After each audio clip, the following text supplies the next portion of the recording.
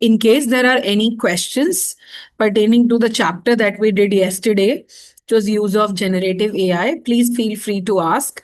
And I would also recommend that if you can just pass the message to your fellow colleagues to join quickly, because today's chapter is a little long chapter, and completing it in 2 hours looks a challenging task to me. And if we'll start well in time, I think then only we'll be able to finish it. So we will be doing the chapter Introduction to Python today. And I'm sharing my screen, and just a minute or two more, and then I'm going to start. Please pass the message to join as early as possible.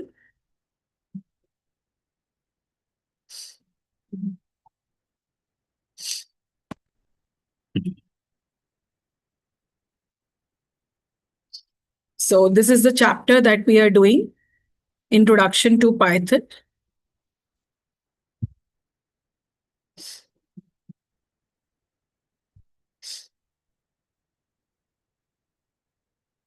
So as we are aware that, in all the SuperTeacher book chapter, the first paragraph on top is curiosity section, where we, excite children about the new topic, what it is, what we are going to learn. So the starter paragraph talks about the mysterious object in the space that have fascinated scientists for years. So in 2017, they have quoted a large group of scientists set out to finally answer the questions, are the black holes real? And then what they did is, to find out whether black holes are real or not, they brought together a global network of telescopes. And with those telescopes, they collected million GBs of data, which is huge amount of data. Now, the biggest challenge was they used these telescopes to take the imageries from the world out there. And so what they wanted to do is, they wanted to do some comparison. They wanted to analyze the imageries from different directions, then to really understand whether there is something called black holes or not. But the data collection was not a big deal. The point was what to do with that data, how to get that analyzed, and what kind of information we'll be able to generate. So in every real life problem, this is what happens. So when we look at automating the task, so the point is, when you try thinking about automating something, let's say, for example, think about any app, be it Swiggy, Instamart. So what people thought of it as a problem statement, they thought, if we have to automate the process of food delivery through mobile, like we have now cabs booking through mobile, we have now grocery order through mobile, fruit and vegetable order through mobile. Now somebody thought of providing food through cloud kitchens at mobile. So they thought of a problem statement. Like here, the problem statement was, are black holes real? So when they thought of this to automate food delivery, then they collected some data. How many people would be interested in getting the food at home, and how many of them would like to have packed food? How many of them, what kind of things they would like to order? What are the nearby restaurants that are going to come on board on app? What kind of service charges they would charge? So every process involved. First step is, what is the problem statement that we are going to solve? Then the kind of who will be the stakeholders, what will be the input, and what is the output that we are going to target at. So when we think of Python is, we say that it is a coding language. So what is coding? Coding is to write code to solve a particular problem. And what is code? Code is set of instructions. So set of instructions written to solve a problem is called as code. And there can be many languages and many ways to write code.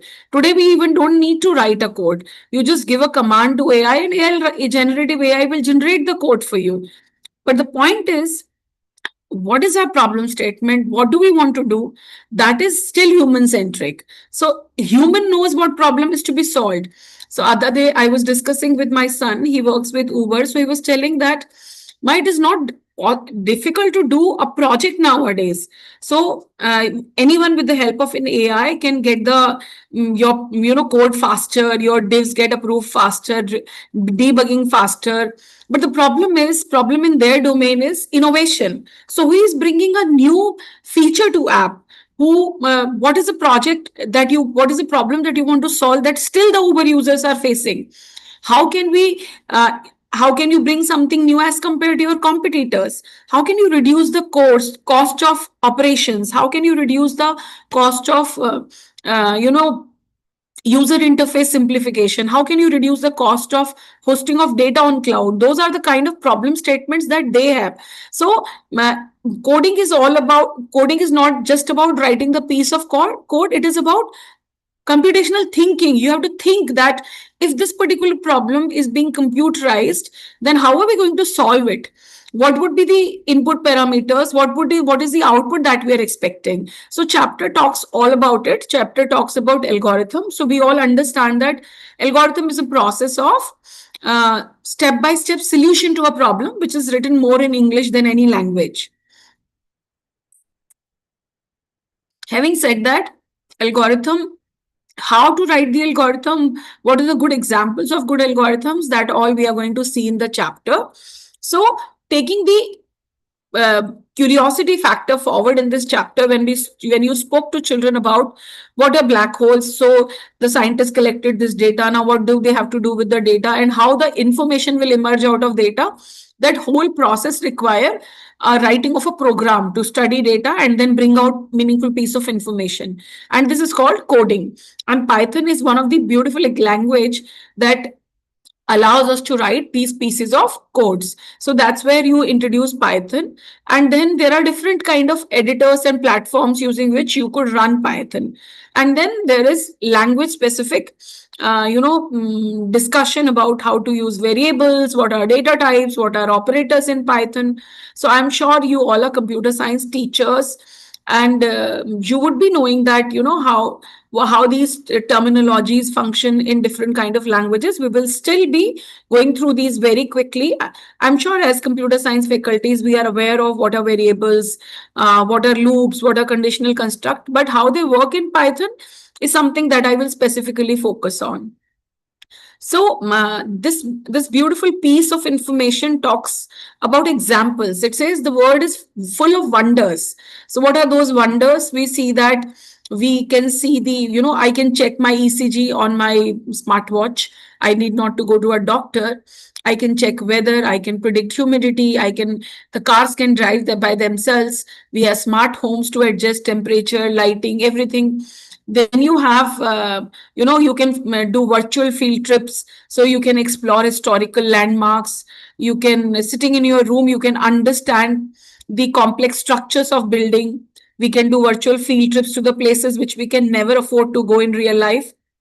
So these are the privileges and opportunities that comes with computer science or technology. So you can count your heartbeat, you can count your steps. An app can suggest you that it's your time to stand up now, it's your time to drink water. You have 3D printers which can print from simple paper to 3D objects, and even nowadays the entire buildings and bridges are getting printed by 3D printers. So that's the magic of technology. And how technology does this? Each of this has to be planned, coded, and then executed. So the first point in every problem statement is what is that we are trying to solve. So that's what it says, that coding is a process of creating step-by-step instruction for a machine to make it perform, solve problems, and run applications. Now, before we move ahead, my question to you is, to this group is, think of the first program you wrote and what problem you tried to solve. What was the first program that you wrote you still remember and you take pride in that you made this program or this project, and what was that about? So I'm giving you a 2 minutes time. Please think about the first program you wrote. Did you write algorithm first, made flowchart, or directly wrote that program? What language you used? And why do you still feel that that was an important milestone for you to achieve? Please let your responses come in the chat window and I'll take it from there. So I really want your inputs because I don't know what kind of coding experience you have. So whether you write program very often or you are a novice in coding. So I need to have that understanding. So please respond to my question and then I will build on from there.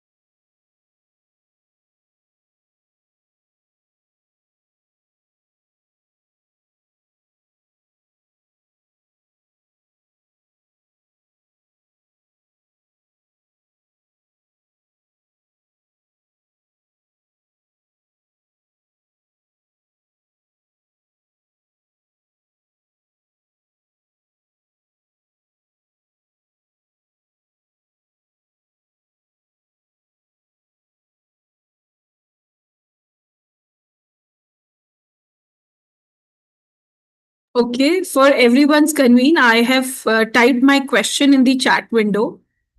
So I've got so far only one response. So Aruna says adding variables in basic in 1986. Okay, so I would want others also to respond.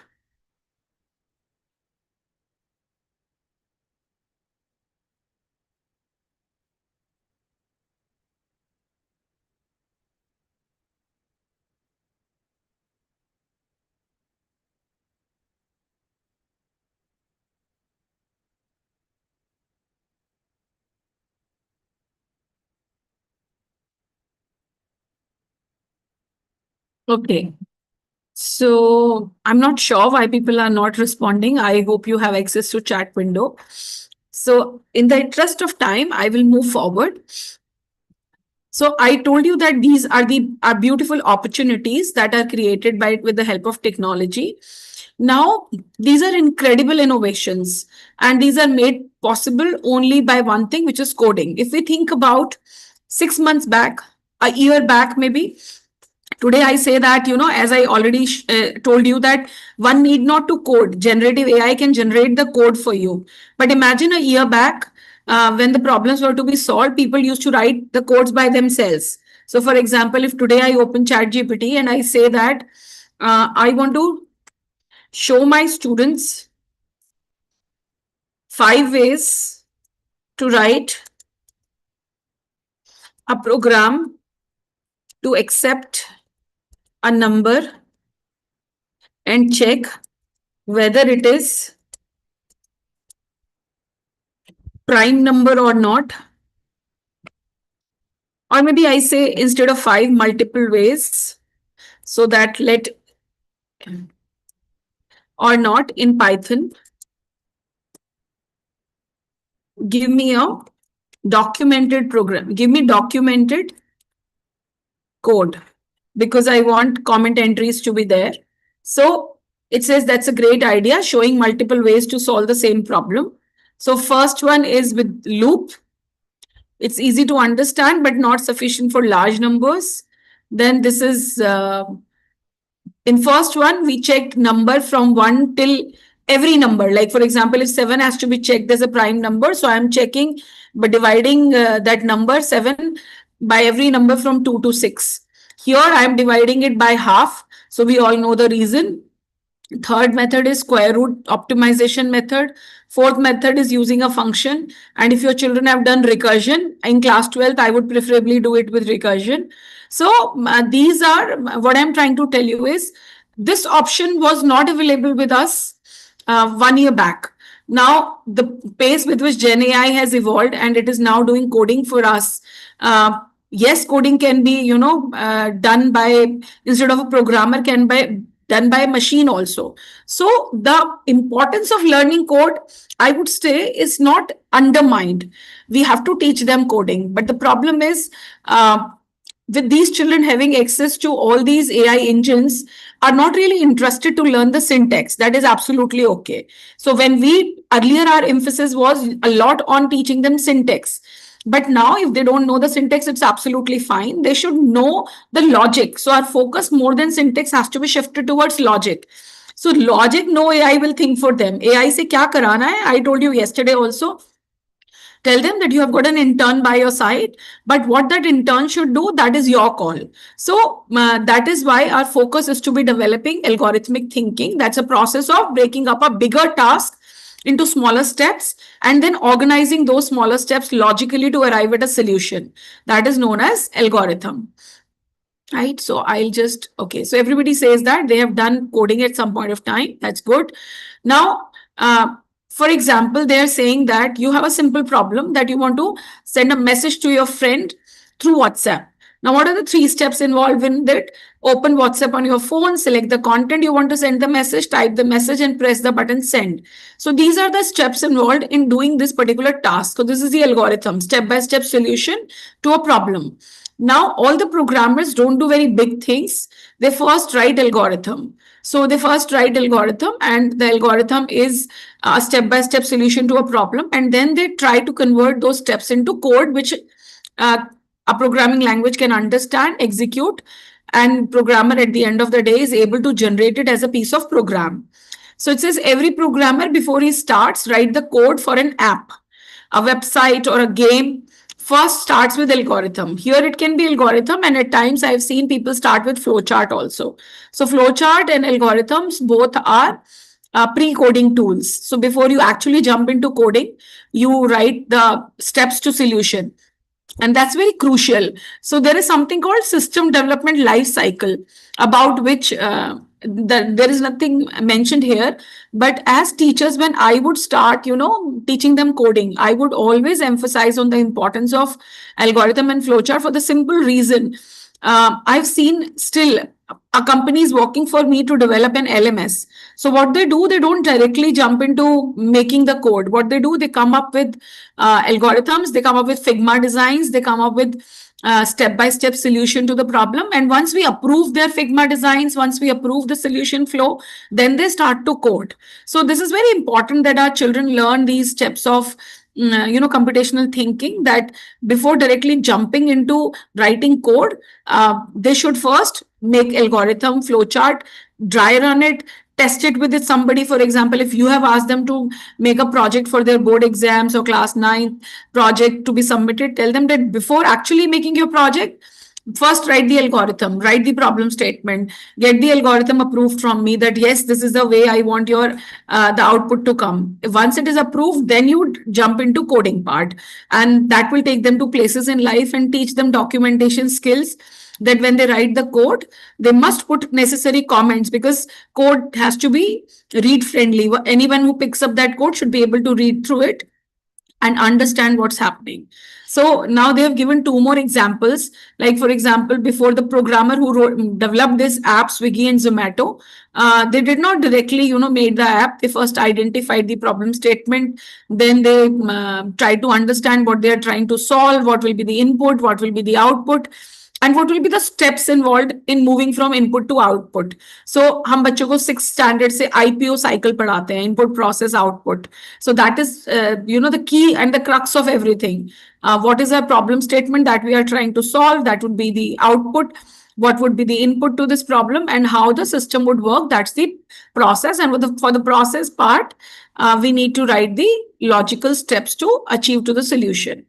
It says algorithms are helpful as they play an important role in process of coding. They're easy to understand for someone who has no coding experience. They concentrate on the key steps needed to solve a problem, and they provide clarity when tackling practical challenges. Now, as I told you, there are multiple platforms. So in this book, it is mentioned that Code Combat is a free platform designed to teach programming. However, when I signed in and created my account, I learned that very minuscule part of it is free to use. So like maybe, you could do very little in the free version, but then you have to pay for it. So I created my account, and then, it has some resources. So resource section is here for school, kit, teacher toolkit. Then there are some assignments. For example, if I go to anything, let's say Code Combat Classroom. So I'll go to this option. Then it shows me the lessons which I went to. For example, I want to go into this Code Combat Classroom. So now it doesn't directly allows you to explore free resources. It asks you to create a request for a demo. So they will give you a demo, and when you fill in the request demo form, they're asking the number of schedule a demo with our team to unlock more free content. So basically, very minuscule free content is there. When you fill the form, they will schedule a call where they will pitch you with pricing and all. So you're still okay to explore it, but I would suggest you to see other platforms also. For example, something like Make Code is free. So if I take you to Make Code, makecode.microsoft.com. So if you go here, it also allows, even Minecraft allows you to code, if you're teaching Python to class 8 and you do not directly want to jump into text editor, so you can explore these kind of platforms also. For example, if I say start a new project and I'm giving it as test project, and then for example, I come here and so there is this side of it is the microbit. So for example, I want that on start, it should show an LED. So for example, I can, plot this LED. So let me just have some.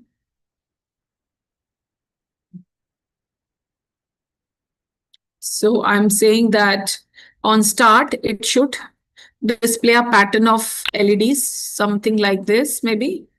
So I'm coding it. Now this is block. So I'm doing this coding in block.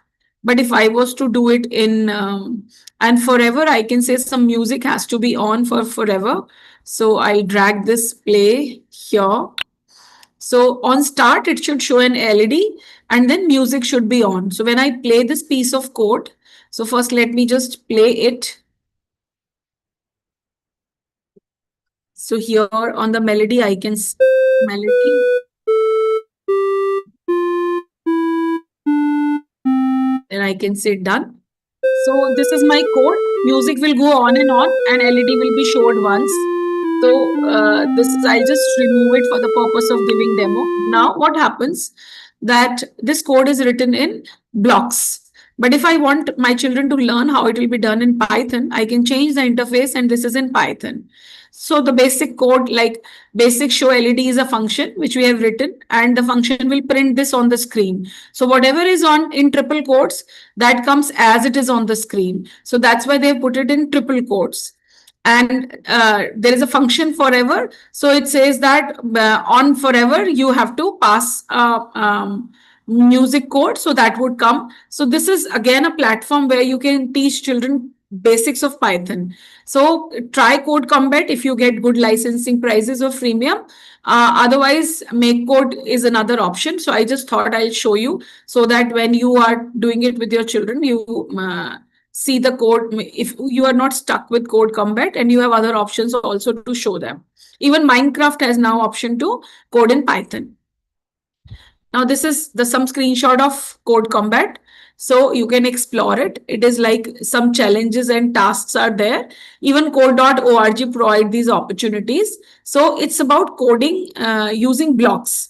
But later on, if children learn Python and they want to see what was the code for this block, they can always switch to Python mode also. So you can see now it is programming language Python and the top screens were of the drag and drop codes. So all these platforms nowadays provide you multiple options. You like I was showing you Make Code that had option to code in JavaScript, in Python, or using ready-made blocks. Now these all are called programming, JavaScript, Python, HTML, CSS. All these are programming languages. So programming language is a special language that is designed to instruct a computer. Now, these are the popular programming languages up on our screen. So, JS is JavaScript, CSS, HTML, Perl, PHP, Python, Swift, Ruby, React is very common nowadays.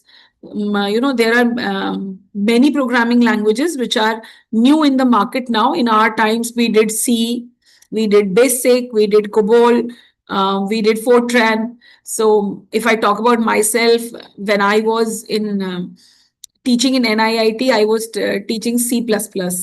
And so the latest language which I taught in my earlier, college days was C++. And when I became a teacher, I started with Java in ICSC. And then when I moved to a CBSE school, I started teaching Python. So there are, as the time evolves, new languages keep on coming in the market. And all these languages have their own USP. For example, Python is platform independent, Python is portable, Python is lightweight. So many advantages of, Python language. So this particular diagram talks about technologies powering Facebook's dynamic web experience. So what they're saying is when you interact with Facebook, it has many features. So it's not just built on any one language. So what it is showing that React is used to make Facebook responsive experience very fast. PHP is used to manage server side tasks. JavaScript is used to add interactivity and dynamic feature. CSS is used to style the pages, because we all know that cascading style sheets are used for giving cohesive look to any web page. HTML structure the web pages with essential elements like text and images. So Facebook itself is using 5 languages to you know do different functionality on its page. So some programming language involve complex coding. I remember that when I used to learn coding, I started learning it in COBOL. And it was such a humongous job, about 20, 30 piece of lines to be written to do very simple input output. And now you just write, 2 lines, one for input, one for output. And even we can combine that also into one program. So life has become very simpler nowadays. The languages have evolved like anything. So, but the purpose of, at the end of the day, there are certain concepts in every language. For example, if you have to take input, you need variables, you need data, you need to understand different data types, you need to know what are conditional construct, you need to know what are loops, you need to know what are different data structures, you need to know what is the difference between a finite and an infinite loop, where can I use arrays and list. So these are something which are to the core of any programming language. These are basics. So if you did arrays in COBOL, arrays will still be the same in C, will still be the same in C++, will still be the same in Python. It's just that we will call them here lists instead of arrays. So the basic concept of any programming language is the same, but every language has its own syntax. And as I said, in the age of AI, we need not to focus much on syntax. So as teachers, our endeavor should be to give concepts to the students instead of syntax. So it says these modern days applications mentioned here are like smart assistants, self-driving cars, voice-controlled home, health monitoring watches are all AI-powered features. And these incredible innovations would have not been possible without AI. To create such intelligent system, one need to know how to do program computers and make them think in smarter ways. So basically, through coding, you are making computers to take human-like actions when it comes to AI. So human have natural intelligence, but these machines are given artificial intelligence. But the idea is to make them mimic the human behavior. Now, Python is widely used in AI because of following reasons. So even when we talk about AI powered languages, Python is fairly, is on the top among many other languages. Reason be integration capabilities. It can be easily integrated with other tools which has OpenAI APIs. Then you have easy to learn and use. It's cross-platform. It can run on any operating system with ease. It is versatile, so you can use it in many areas of AI like machine learning, automation, and NLP. You have a strong community support. So if you get stuck somewhere, there is a bug, you need help, or you need to reach out to experts in case of any help needed, the Python is supported by a good active community, and it offers valuable resources. And there is a large ecosystem. So Python has a numerous number of libraries to make AI development very easy, and which is also very easily accessible. Instagram, Spotify, Dropbox, all these great platforms run on Python. And these global platforms rely on Python scalability and efficiency to handle millions of users every day. Now, we have understood so much about Python. So how do we start our journey with Python? So first thing is you need to download Python on your system. So this is the link python.org/download.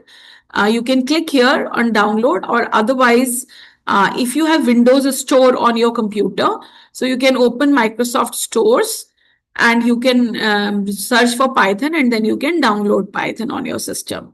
So when you install it, and you type here Python, so there will be two things that would come.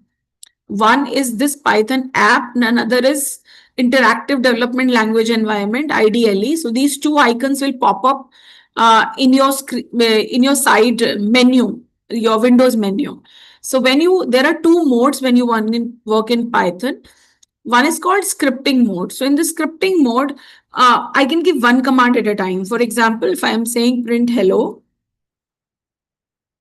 and then I say, this is, I will type one command, I will execute it, see the output, then I go to another command. So for example, now I'm saying 1, 2, 3, and then I'm saying, for example, this slash n, this slash n, and this slash n.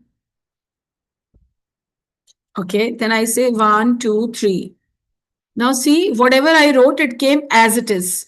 But on the contrary, if I would have copied it, instead of, triple quotes, if I would have given just one quote, so instead of three, I am using just one. So here, sorry, just a minute.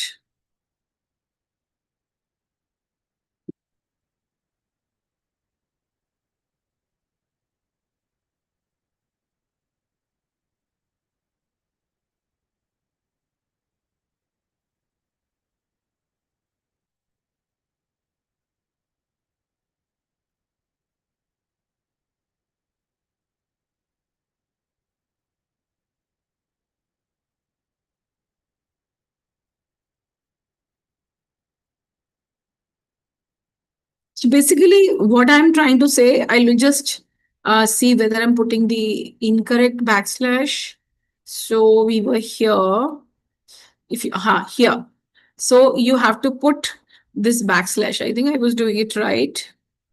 So you have, okay, let me just try it once again. So I'll say single quotes, 3 stars, and then I have backslash n, and then I have 3 stars, 2 stars, let's say, and then I have backslash n, and then I have one more star, then I have using this. Now see, so what's happening, slash n is for new line. So I added some content, that I have given a new line, then added some content, then new line. So this is if we are doing it using single quotes. But what if I make here, instead of single quotes, if I make it here triple quotes. So triple quote means printed the way it is being seen. So for example, if I do it like this, this is slightly misbehaving. So I'll just put it like this, triple this, and then I'm saying SSS, and then I say backslash n, then I say SSS backslash n, SSS backslash n. So whatever we put in triple quotes, it retains the strange. It retains the formatting that we are trying to do, and it doesn't deviate from there. So for what most of the time it is used is, now see this example here. I'll come back to these examples. There was one. Okay, I'll come to this when the example in the book would come. So let's go with the book only. Let me see the chat window. Okay. Single quote. Let me try with the single quote. If you are saying, if it is to make it static.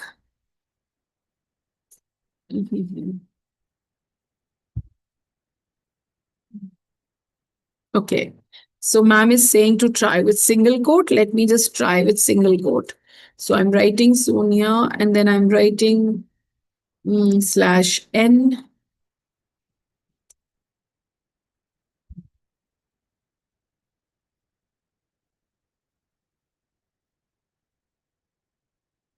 No, working in the same manner. No, brothers, we will resolve it in a while.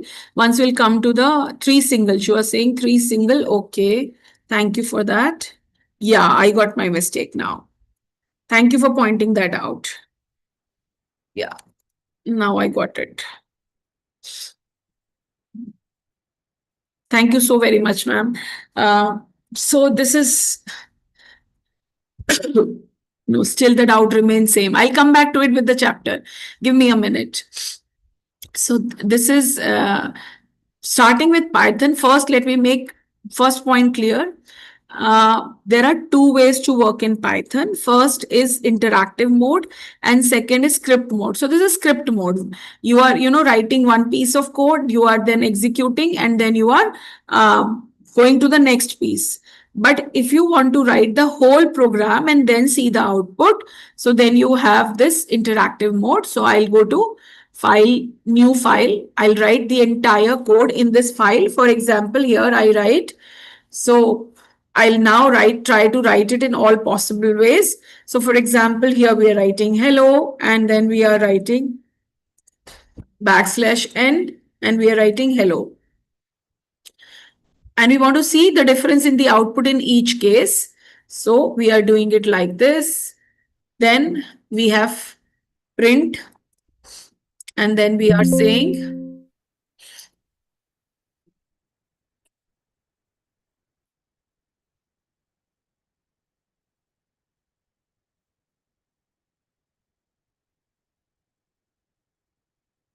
so I'm having 3 single quote, 1, 2, 3. Then I'm saying here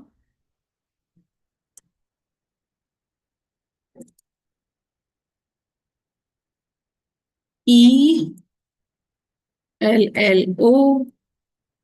Then I'm having here L L O. Then I have this L O and then I have O. And then I have 1, 2 and 3 and then closing bracket. And then I have print, let's say 8 plus 7. Then I have print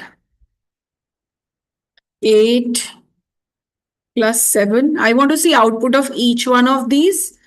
So I'll just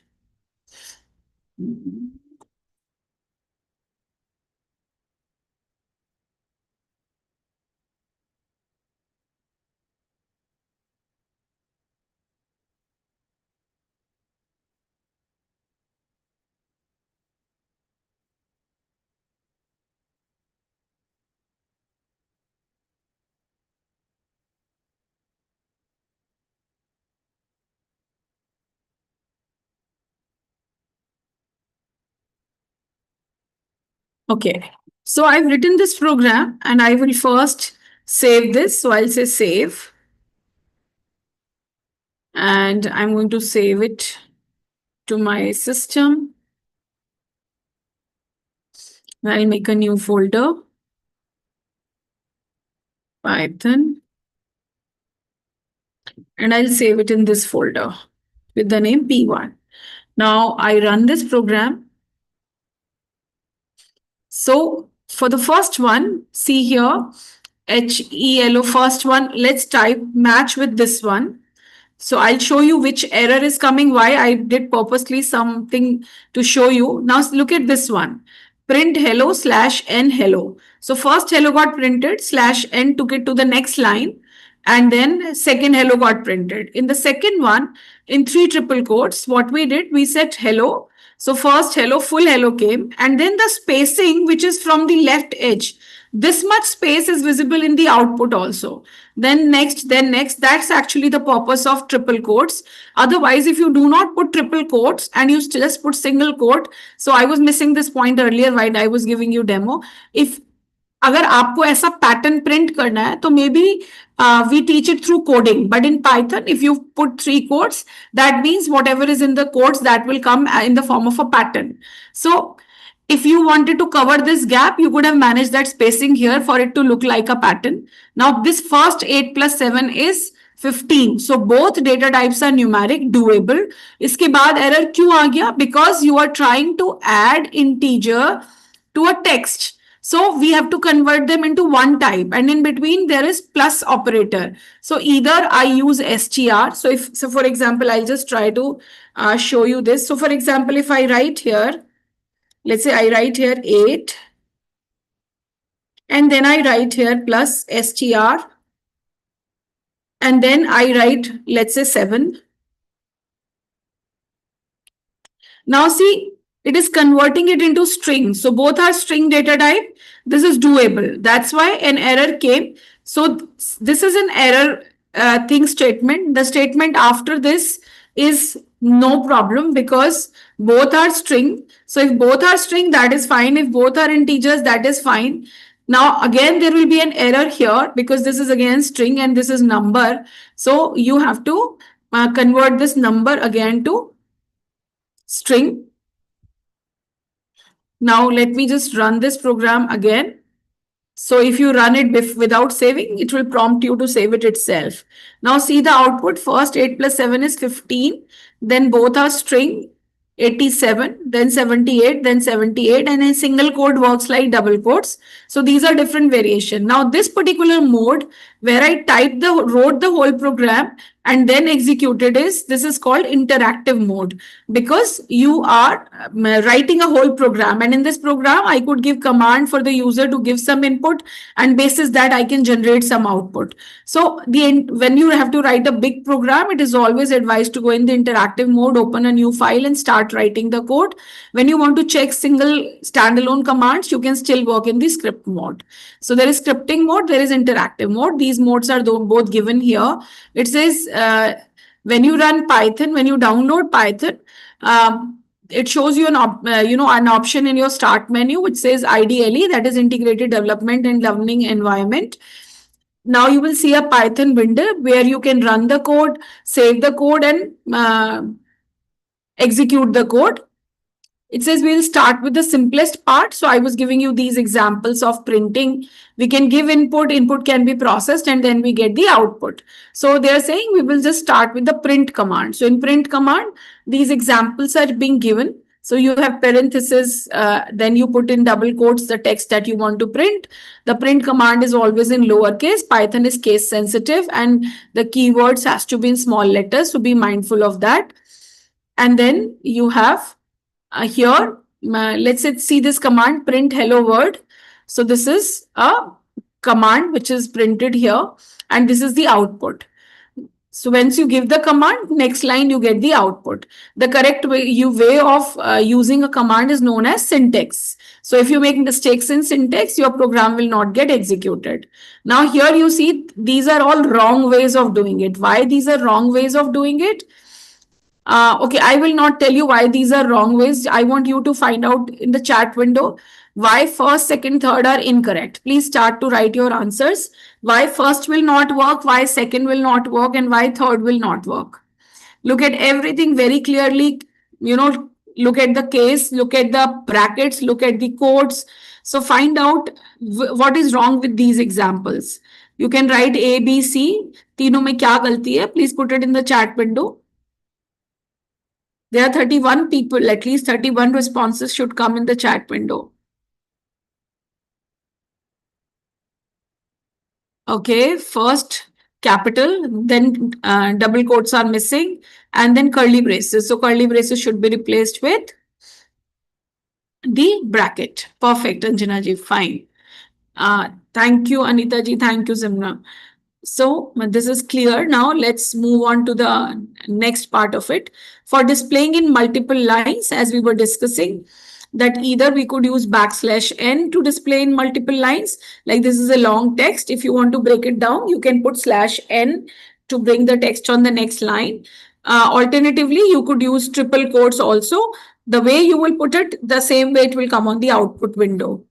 To display numbers, if you put them in double quotes, they will be converted into strings.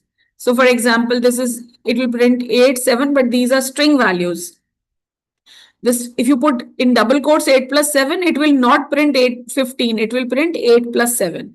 But if you put 8 plus 7 without quotes, then only it is going to give you 15. Now see here, if it was put without quotes, then the outcome is going to be 15. So these are simple examples.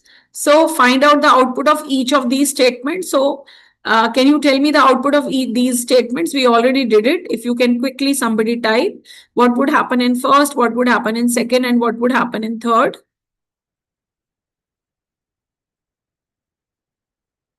If someone can quickly tell the output of these.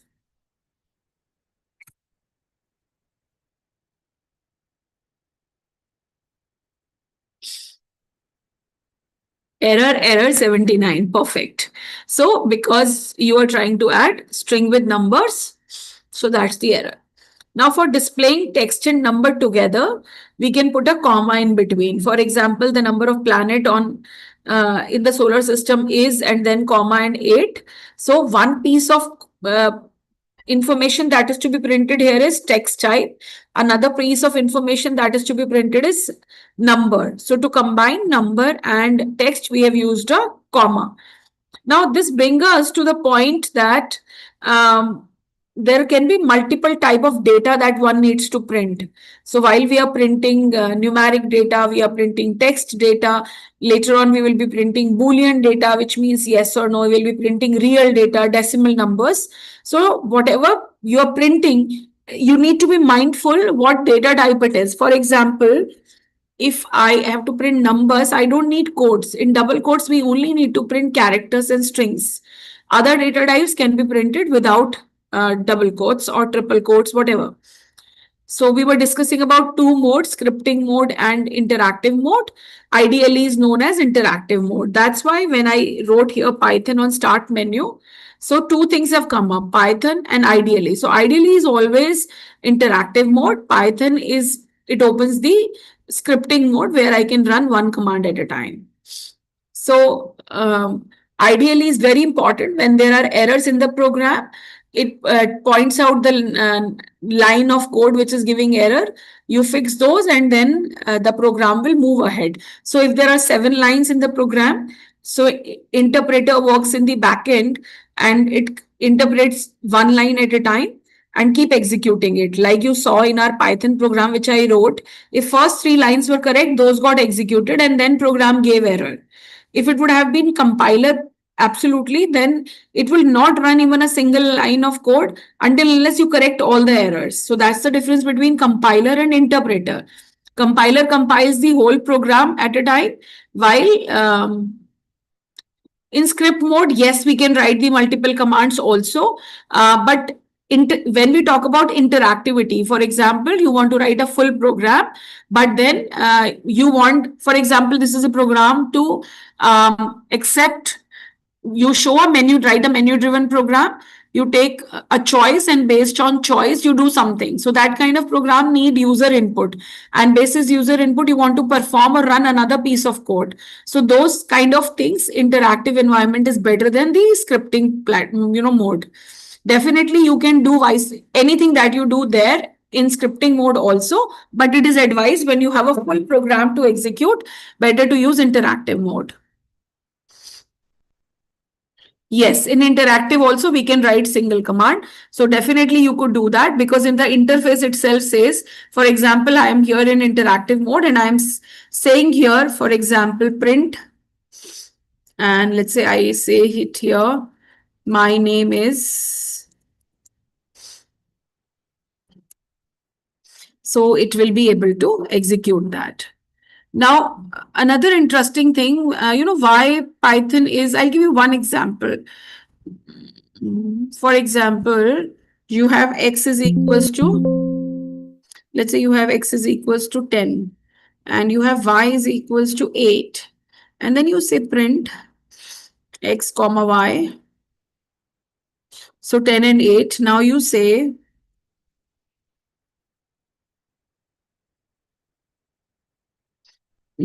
just 1 minute. X comma y, I by mistake put in, is equals to y comma x. And then you say print x comma y.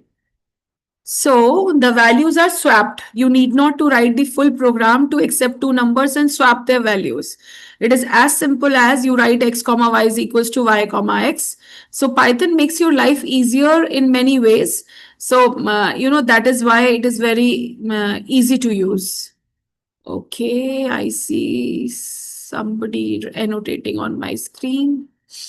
Okay, now uh, this is about scripting mode also, and they have discussed about how to save the file. Then come to commenting in Python. So there are two types of comments. In fact, every language has these kind of comments. Single line comments can be executed by putting a hash, and for multi-line comments, you have to put triple quotes. So whatever you will put in triple quotes. Now these are double quotes three times, not three single commas. The mistake which I was making earlier. So these are three triple quotes. If you put the comments here, so these are multi-line comments. So both kind of comments are allowed in Python. Comments are the non-executable lines of a program code, and why are they used? When they do not execute or make a difference, to increase the readability of a program. अभी आप एक company में काम कर रहे हो और आपने कोई एक सॉफ्टवेयर या एक कोड लिखा है, और कल आप उस टीम से दूसरी टीम में चले जाएं, या आप एक कंपनी स्विच करके दूसरी कंपनी में चले जाएं, then your code should be such that in your absence, if somebody picks it up for enhancing it or changing any piece of it, they should be able to understand it. The same goes with you also. When you go to a new company, that's what how you have to explain your children. And you are picking up any old software or code that you have to modify, then if it is well documented, you can always modify it. Just give me a minute.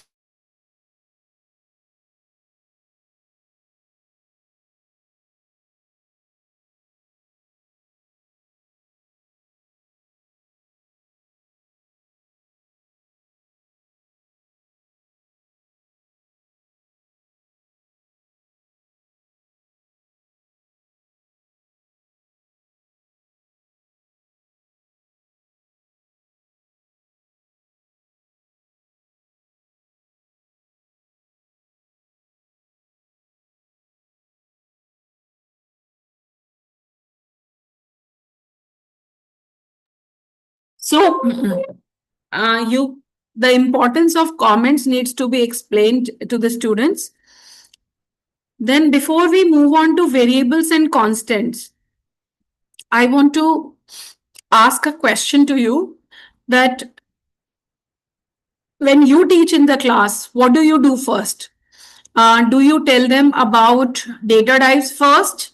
That what kind of data you use in real life and how do you put data types, or you tell them about variables and constants first? So just put your answers in the chat window. When you teach, what do you teach first? Data types first or variables or constants first?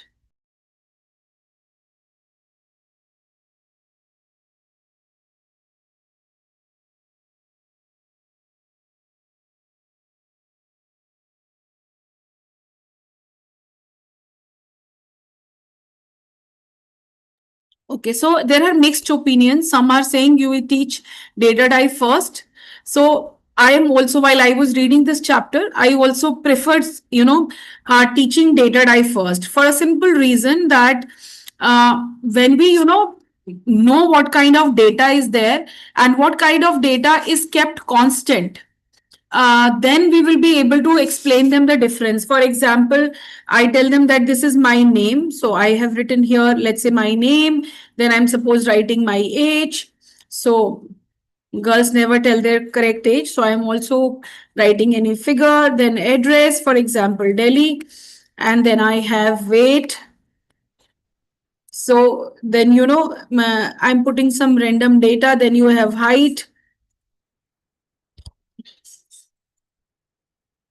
Then you have, for example,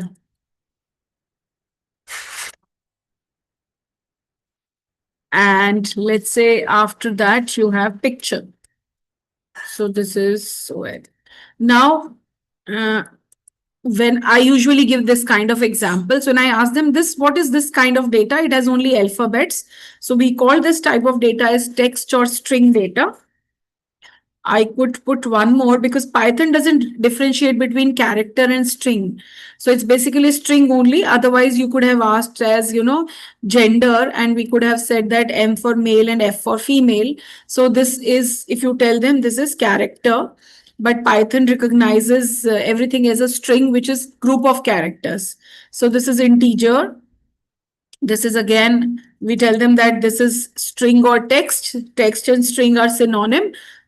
In some programming languages, we call them as string. So this is your, in real life, we call it as decimal. But in programming, we call them as float or double. So float or double are the usual data type names, or real. So different programming languages tell it in different way. This is Boolean, yes or no, or true or false is Boolean. Photo is OLE type of field. So we will restrict our discussion to the type of field which is there in their course. And then we say that, so let's come back to the book. So we tell them that, there are multiple data types. Now, some type of data will keep on changing. For example, if you ask somebody what is your name, you might get different kind of answers. But if you ask somebody what is the value of pi, everybody would put answer as 3.14. So pi is a constant. And same way, we have many constants which are used in physics, which are used in programming, which have fixed values. For example, if you were to make a program which asks the city and then generate the city code, the pin code of the city or the telephone code. So there can be, certain constants which we can work, and people should not change their values.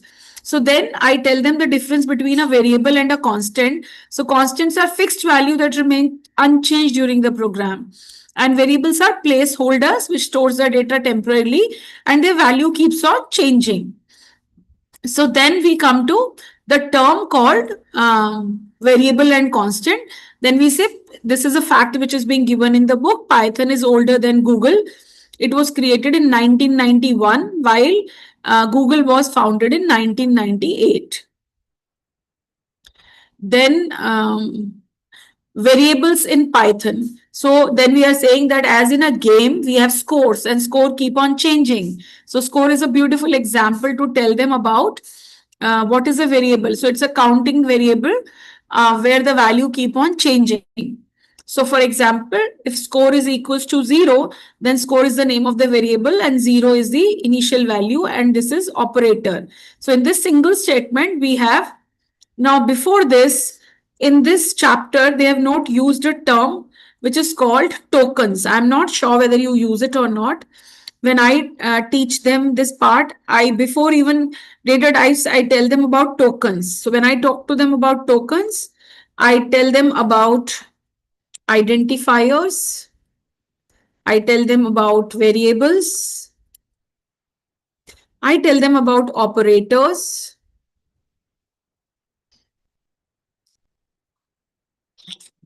Then I tell them about constants. And then I tell them about keywords. So any programming language is made up of these 5 tokens. So it is very important that we tell children about these tokens. Identifiers are the, what are identifiers? Can anybody put in the chat window? What are identifiers? Okay, let me write a line. Okay, let me write here constant. No, don't check it from the point of view of Python syntax. Otherwise, it will have some errors. But I'm just writing. There is one more, which is like punctuators. Instead of identifier and variable goes in the same this thing. Variables is not a token. Variable is a part of identifier. Okay, so these are real tokens. So I'm writing here, let's say if this was a statement, so I'm writing constant integer x is equals to 5. Now in this line, what is constant, const here? This constant is actually acting as a keyword. So this is a keyword. This integer is a data type. So this is first, this is again a data type. So would come in the category of keyword only. Then comes X. X is user defined name.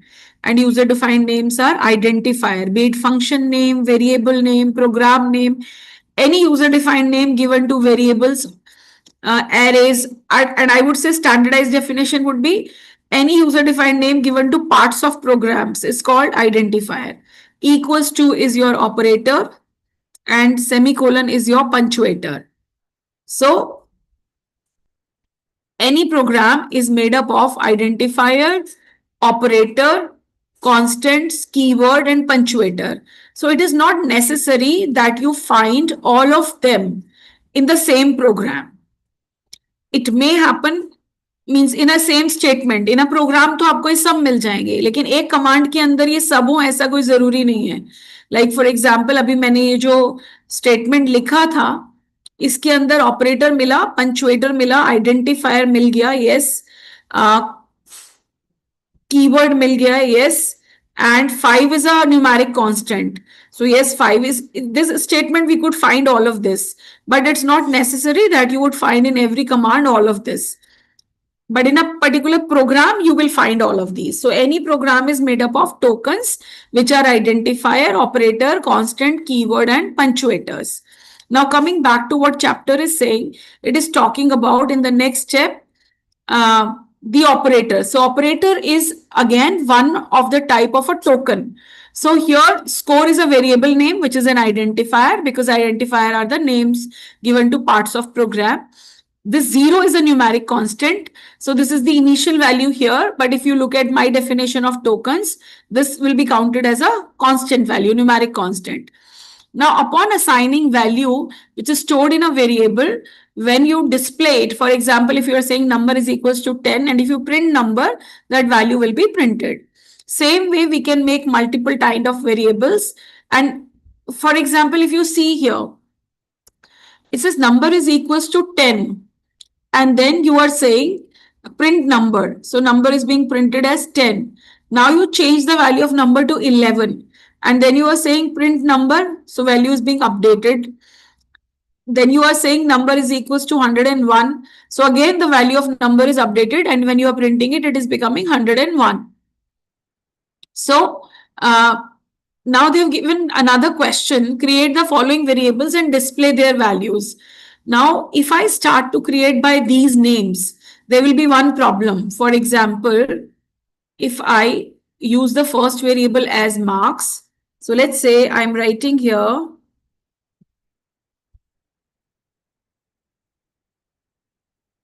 I'll just open it again. So I go here.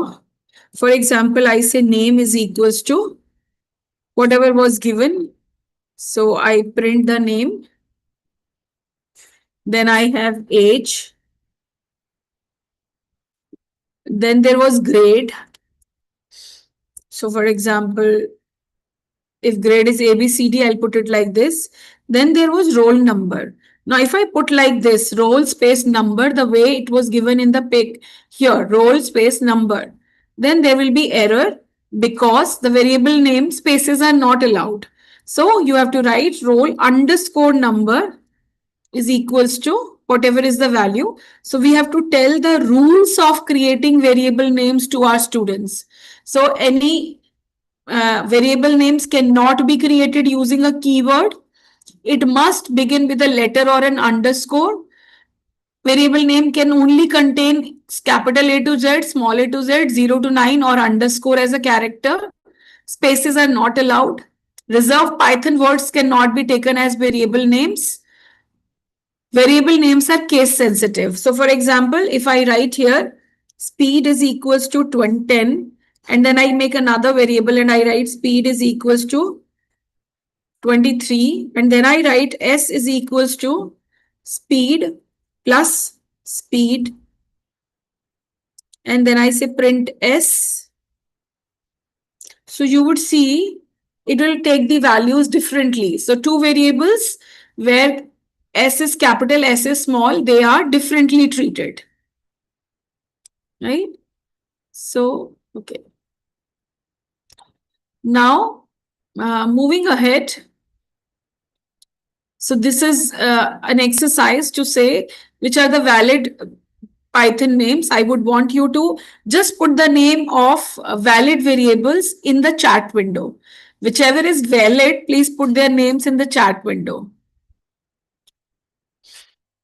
Okay, you can consider them as like this: 1, 2, 3, 4, 5, 6, 7, 8, 9. So every column is numbering is column wise: 1, 2, 3, 4, 5, 6, 7, 8, 9. So you can put the numbers of the one which are valid.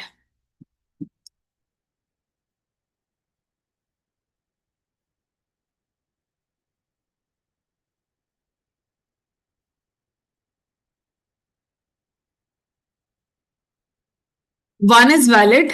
Second is not valid. Reason being it is starting from a number. Third is valid because starting from number or underscore. Fourth is valid. Fifth is not valid because print is a keyword. 7 is not valid because it's starting from a number. 7th is not valid because there is space. 8th is not valid because in terms of special character only underscore is allowed. 9th is valid because there is underscore and starting from an alphabet. So the invalid ones are print, price dollar, 7 days to second place, and total marks also because space is not allowed. So I'm sure everybody is on the same page. This is easy to do. Now let's go to the data types. So there are multiple kind of data types which are available. Like for example, I gave you my example, same way it is being explained here. Now, since in real life we have different kind of data, so we need different kind of data types. Then the examples are given, how a string data look like, how an integer data look like, how a float data would look like, and how a Boolean data would look like. So basically, these are the major data types in Python: integer, float, data, string, and string and Boolean. So let me just put this point here. These are the 4 basic data types, but other than these also there are variety of data types which are available in Python. But since we are talking of class 9, so basis this class standard, this is good enough for them to know that these are 4 basic data types that can be used to store different kind of values.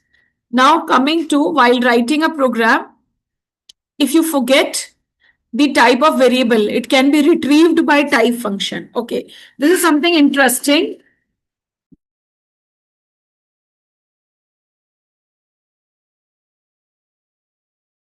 For instance, if I write here x is equals to 90 and I write y is equals to, and then I write type of x. So this is integer and I write type of y. So it shows me y is a string class. And even if you write like this, x is equals to 90.5, and then you write type of x. Now x type is changed from integer to float because the value you have changed. Now, when you want to store multiple type of similar kind of data, or maybe not similar, another kind of data, then you can make a list. For example, if you want to store the name of 11 players of a cricket team, you could say player is equals to, and then you can make a list. For example, if you see it here and I say vowels is equals to, and I put a list here, A, E, I, O, and then I say U. So this is my list. Now, if you see this example here, so here first of all you have to make a note of square bracket. Just Java mein we have square bracket for arrays. Here also for list you have square brackets. Then you have double quotes and comma in between, right? So here, when we execute this, so vowel list is made. Now, if I say vowel, and I write here 0. So see, A will be printed.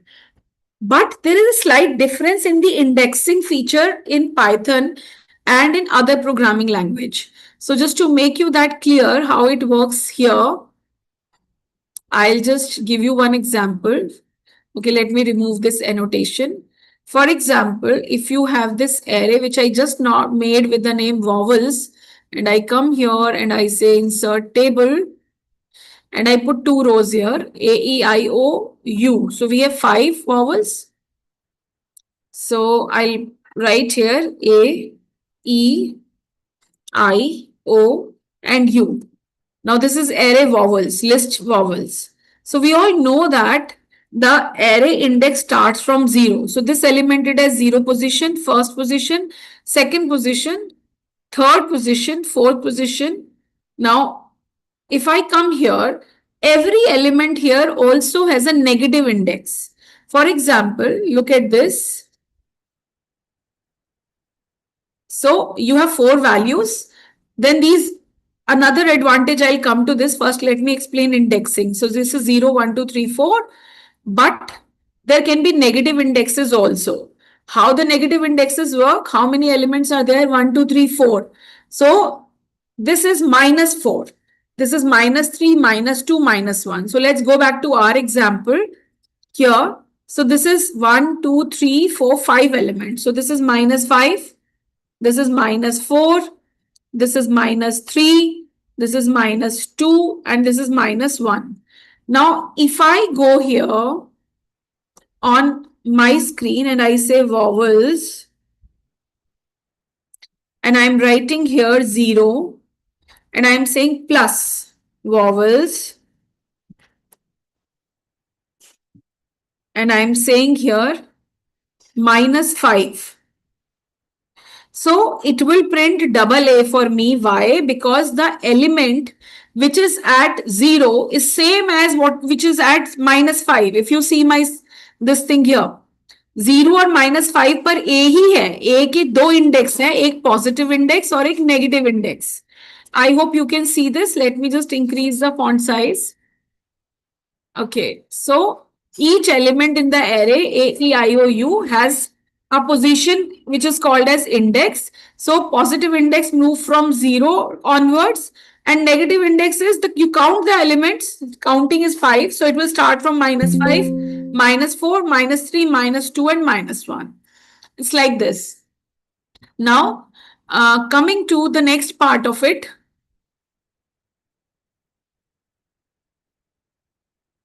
Usually in other programming languages, one array. So here's the type function will not work effectively on arrays because, for example, if I write here, it just say list. It is not saying whether it is integer list, whether it is string list, or it is character list. Why? Because I could have my vowels array to store.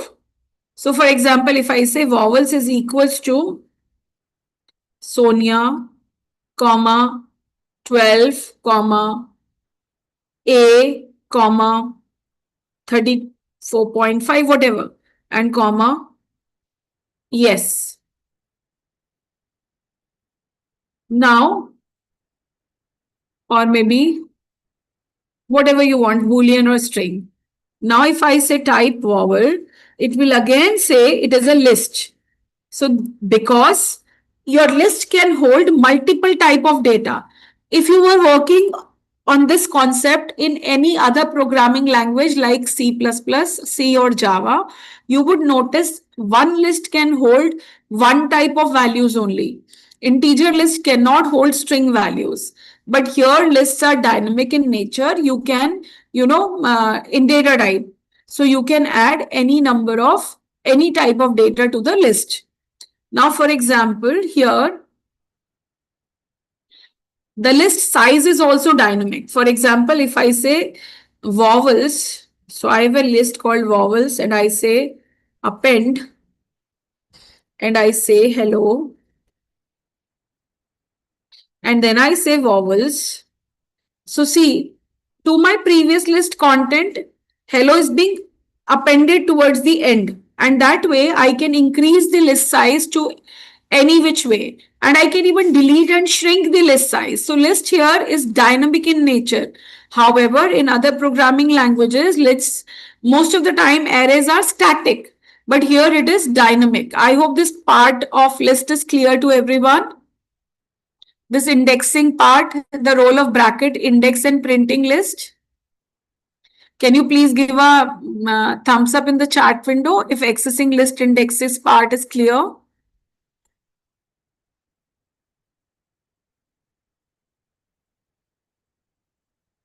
Is everybody with me? Are you getting? Okay, I'll put this up on your screen for a minute to see. I'll just get my laptop charger and we will then start. You can meanwhile read this information on screen about indexes.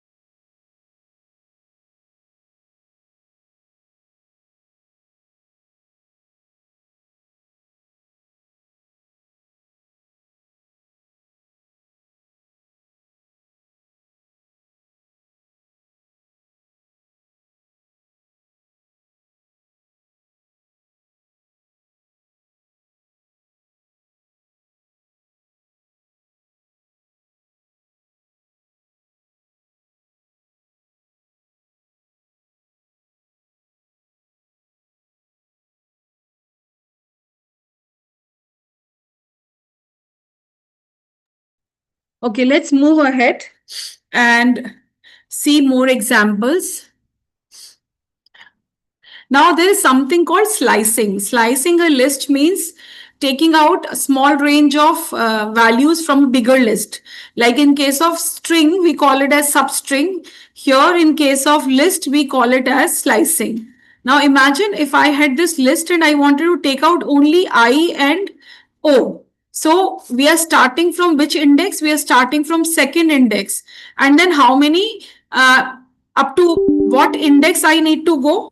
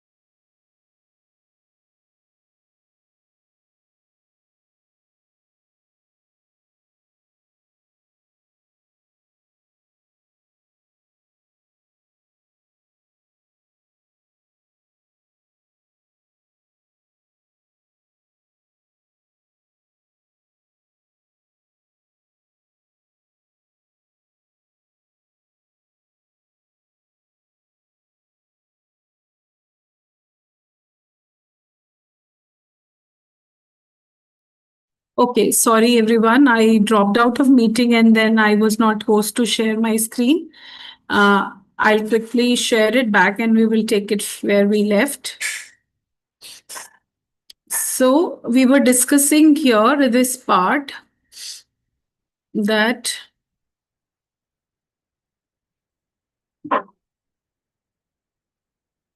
what is slicing? So I was telling you that taking a part out from a bigger list is called making a slice. For example, have a look at this syntax. So you have to give list name from where you want to start. And the starting index, remember, is included. The last index where you want to stop is not included. And step, if you want to leave one value in between. So if the slicing is 1 or there is no slicing, you will get the element, step value is 1 or step value is not mentioned, which is, if it is not there, then it will take the step value as 1. So for example, if you see here, start from 0, go up to 3 and drop the step value is 1. So 0 is Sachin is 0 index, Virat is 1 index, Dhoni is 2 index. Rohit is 3rd, but since the upper value is not, upper index is excluded, so the output doesn't have, Rohit, it has 0, 1 and 2. Now, since in this case, the step value was 1, so it is picking up, it is considering that the gap between the two has to be in the terms of index as 1. Now, if suppose have a look at this 0, 3. So again, the output would be same because if the step value is not given, step value by default is 1 only.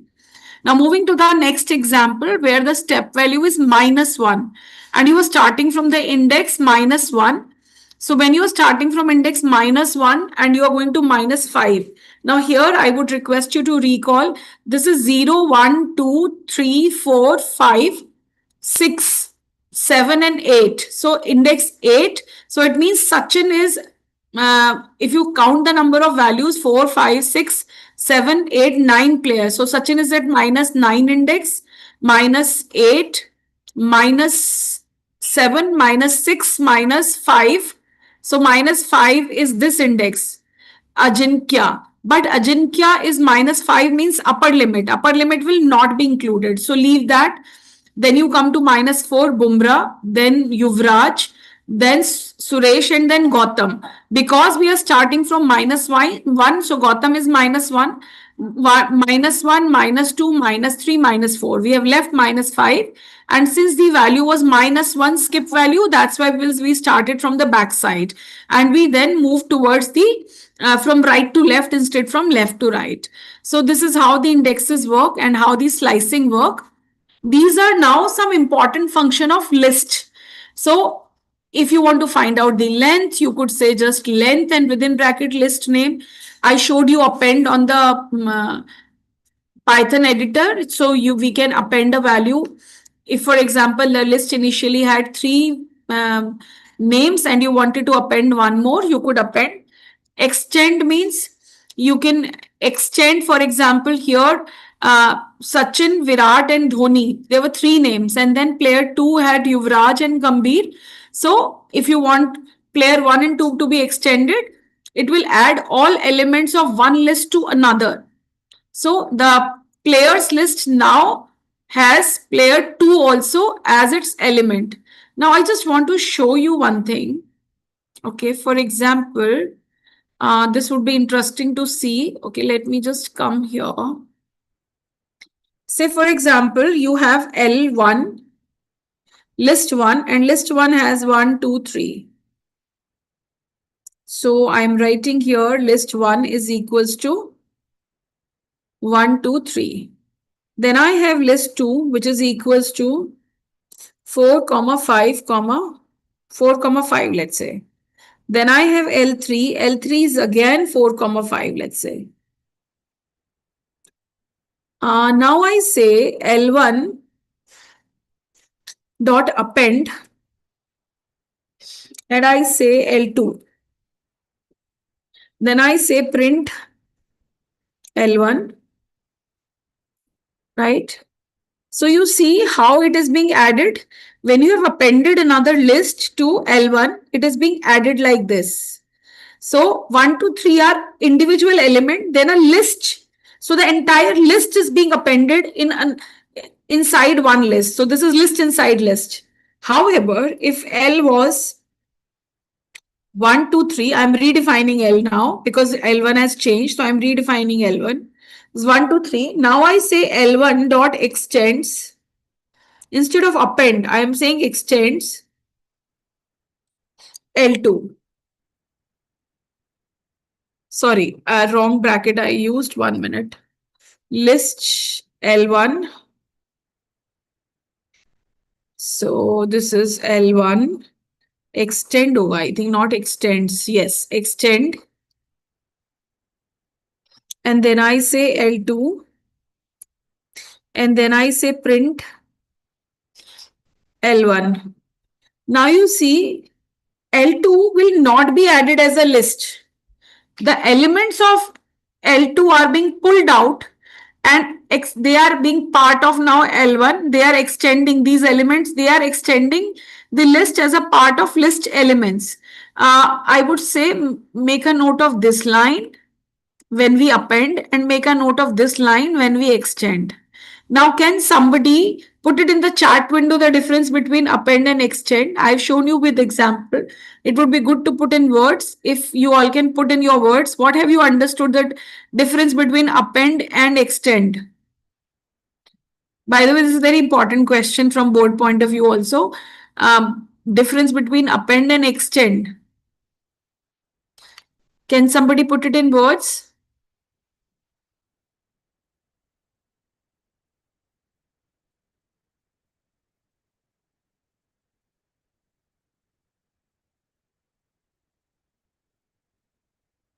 I hope I could demonstrate the difference between append and extend. Extends add fields. Append add only one element.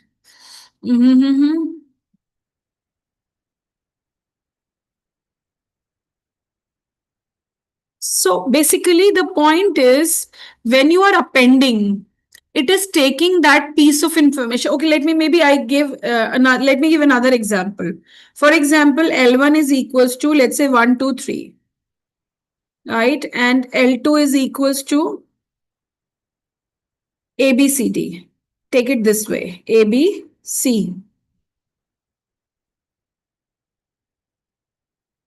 Or A or B maybe. And then I say L1 dot append L2. Then I say print L1. Now see, whatever L2 was, whatever was its data type, so it is a list. So it is adding it as it is, as a full list. So my list will have now, if I say length of my L1, L1 की length होनी चाहिए हमारे पास 4, not 5. Because L1 has 3 elements and 4th element is a list. So its length is 4. But if I say L1 is equals to, let me redefine L1, 1, 2, 3, 4, 5. So L1 is redefined now, it's changed. Now I'm saying L1 dot extend L2.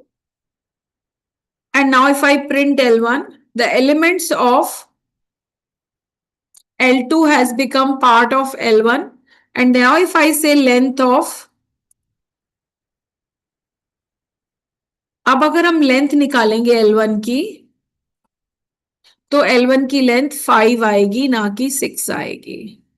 I hope now, sorry, 7 आएगी because 5 elements plus 2 more elements, 7. And अगर आप append करके length निकालते तो 5 plus 1 6 आती. I hope append will always yes increase the length by 1 and extend will जितने भी element आप उसके अंदर है आप extend करेंगे. That excellent. I think now you got it right. Let's move on to the next section. So these are small things, but children always get confused like we adults. So we have to make it very clear to them.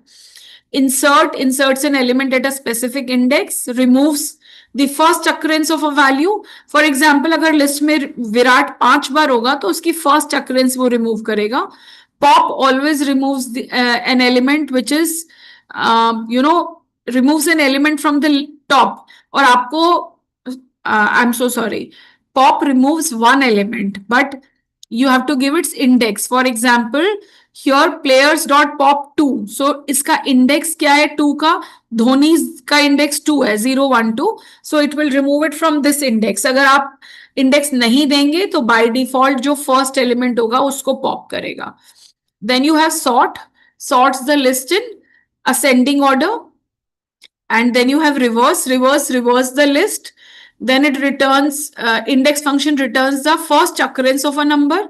Count counts the number of times a value appears in the list. For example, आप लिख रहे हैं players dot count Sachin, तो ये count करेगा कि सिर्फ सचिन कितनी बार आ रहा है. अगर सचिन की मल्टीपल अकरेंसेस होंगी तो then the output will be accordingly.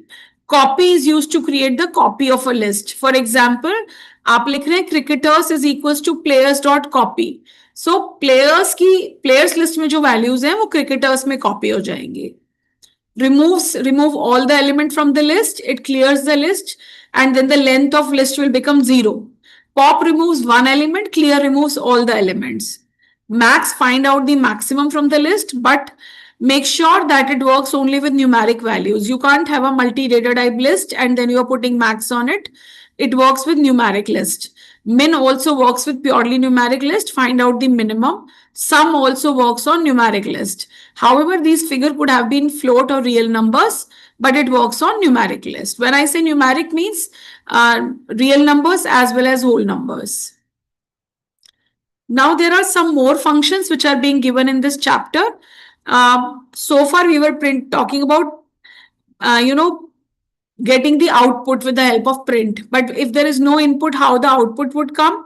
So at times we need to have input also. So for input, you have, for example, if I'm creating this variable, I'm saying name is equals to, and then I want to say input, and I'm saying here, enter your name. So it asks me my name. So I give my name, and then I say age is equals to, let's say input. So see, you don't need even print to prompt. Input से भी आप यहाँ पर message दे सकते हैं. Enter your age. And let's say if I put the age as whatever. So एक तरीका ये था कि आप इसको 2 लाइन में break कर सकते थे. आप लिख सकते थे enter your name. So it will print enter your name. Then you say name is equals to input. और आप फिर आप यहाँ पर खाली छोड़ सकते थे ब्रेसेस को. So then one could give the input.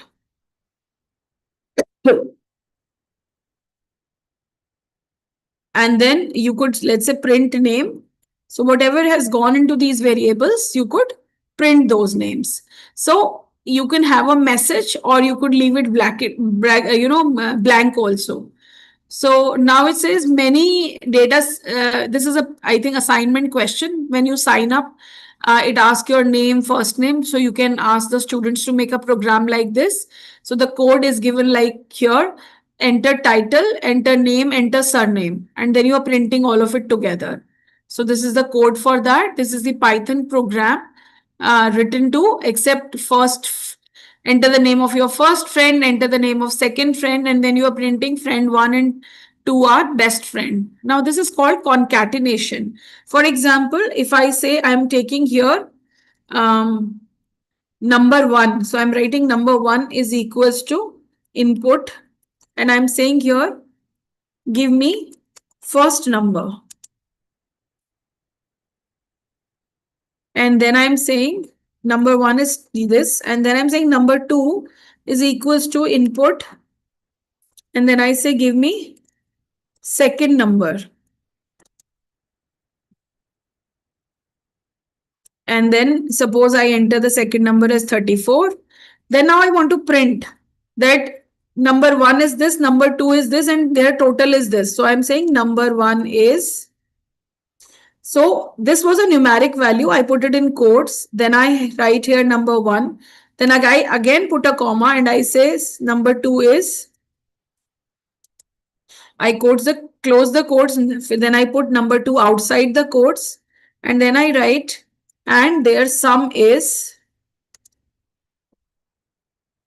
Then I put a comma and then I say number 1 plus number 2.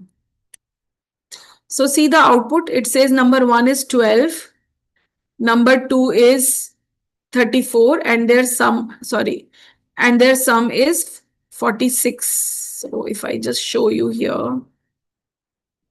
So number 1 is 12, number 2 is 34, and their sum is, now see, I did not put a bracket now. Wow, this is again a great learning. So if I put number 1 and number 2, तो इसके पहले क्या चल रहा था? Text चल रहा था. सो जो इसके पहले वाला टेक्स्ट होता है बाय डिफॉल्ट पाइथन उसी डेटा टाइप को याद रखता है.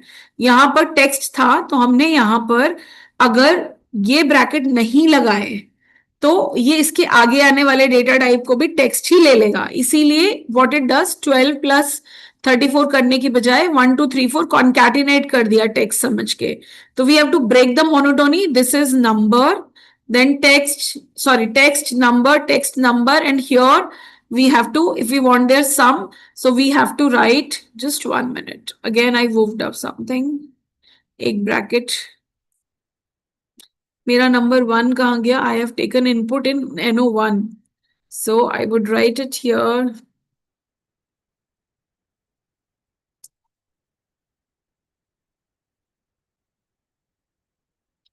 Contrary, sorry, just give me 1 minute. Mm.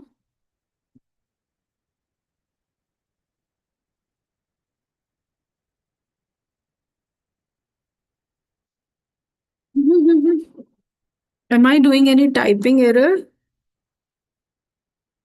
Okay, teachers, find out the error that I'm making here.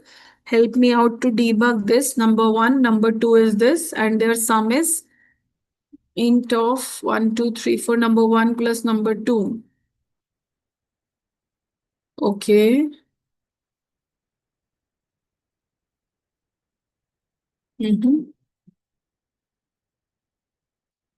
I got my mistake. Mm.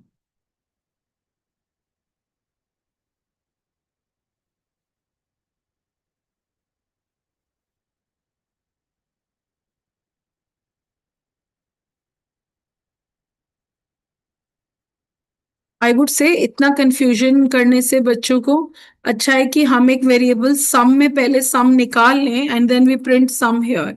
अभी it would not come anything because I have not declared sum. So here abhi it says sum is not there and their sum is a built-in function. So what I could have done it here is I could have used a variable before n1 plus number 2. Then I would have checked if the sum is coming correct. And here, what is wrong with it? I wrote, give me first number. Oh, my bad. I got it. I'm so sorry. So I was to write it. See, any input that Python takes is in the form of a string. So when I was taking input, I forgot to put this. I'm extremely sorry. I missed the first step only. So we have to write enter first number. Please remember this. All inputs by default are text in nature. So when you want the numeric input, you have to specify categorically. So I would write the one more comma here. You have to write enter first number. And then this is my first number is, let's say, 23. Then I would write number 2 is equals to enter second number. Then my all problem will be resolved. So my problem was with my first statement itself. I forgot to put the change in data type. Any input that you take in Python, if you don't specify the data type, by default, the input is going to be in text type. And then you need to process it or convert it in the way you want. So for example, I've got my both numbers. Now, if I want to print their sum, so I could print their sum by using this statement.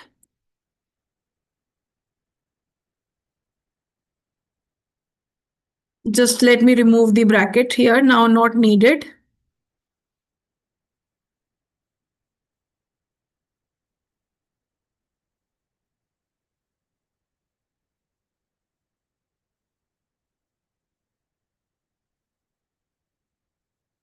Mhm.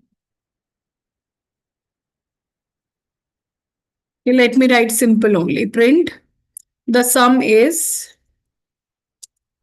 I think I'm missing on some comma or something. So I'm writing the sum is NO1 plus NO2.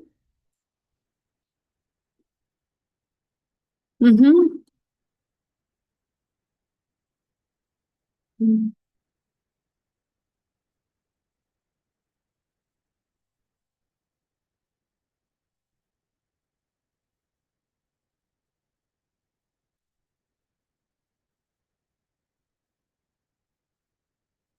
Just 1 minute.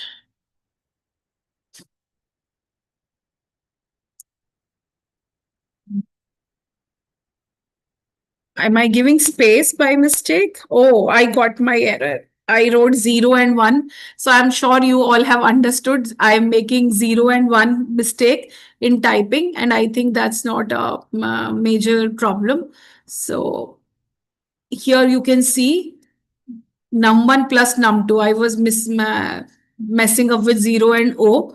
So I will not waste more time. Number one is input first number, input second number, and then you have, इसमें भी एक error है book में, देखिए आपके variable name है num_1 and num_2. So here it has to be num_1, num_2. This is a typo error in the book. So आप इसको नोट कर लीजिएगा. Here it is to be. अब यहाँ पर आपका sum 34 आ रहा है. Why? Because मैंने अभी आपको जैसे बताया था, आप स्ट्रिंग में चल रहे हैं तो you have to break the monotony, otherwise 3 और 4 स्ट्रिंग काउंट होंगे, नंबर नहीं काउंट होंगे. If you want them to be converted into, you have to do type casting, for which you have to use integer int function. So that is called type casting. Here for example आप यहाँ पर आपने int लगाया तो आपको यहाँ पर answer आ रहा है, इंटीजर इनपुट लिया 3 और 4. सो जब आप अब लिखेंगे num1 num2, then the output is 7. यहाँ पर ठीक है, यहाँ कोई टाइपो एरर नहीं है. This is num1 num2 only. ऊपर एरर टाइपो एरर थी, यहाँ अंडरस्कोर था बट यहाँ अंडरस्कोर नहीं था. So make sure when you explain it to students, you ask them to correct this part. Then you have, similarly, if you are taking height of two people and adding it, so you have to convert it into float, because if you will not convert it into float, it won't allow you to take numbers with decimals. So that is why you have to take the input in float, and then you can simply add those and the answer would come. It says we know that what variables are. So now it's time to understand operators. So operators which operate on given values. For example, plus, minus, multiply, divide are arithmetic operators. Then there are some operators which are called assignment operators, and they are always preceded by equals to sign. So plus equals to, for example, if I just go back to Python screen and see, so I'll just go to a new file. And here I'm writing x is equals to 5. And then I'm writing x plus is equals to 2. And then I'm writing print x. And then I'm writing, let's say y is equals to 78. And then I'm writing y, z is equals to z divided by 8. And then I'm writing y plus is equals to z. And then I'm saying print x, print y, and print z. Now let's see the program.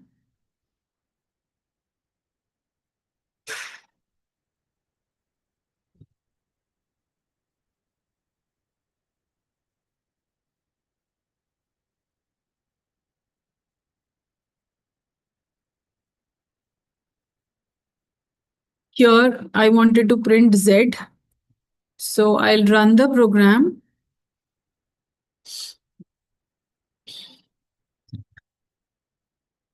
Z. Okay, first I have to add one value.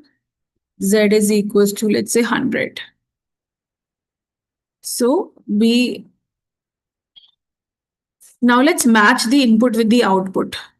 So we had x is equals to 5, x plus equals to 2. It means this statement is equivalent to x is equals to x plus 2.